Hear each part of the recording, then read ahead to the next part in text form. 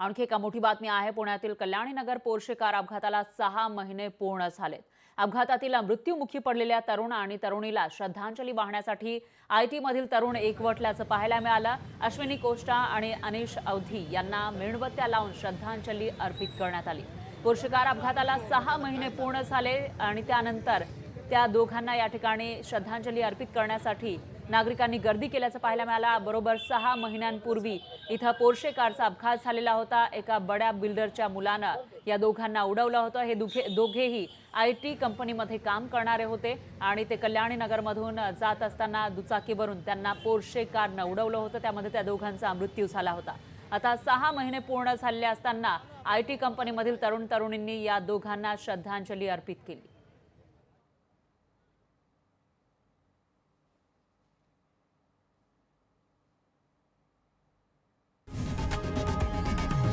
लोकशाही मराठी ऐका, पहा, जागरूक रहा।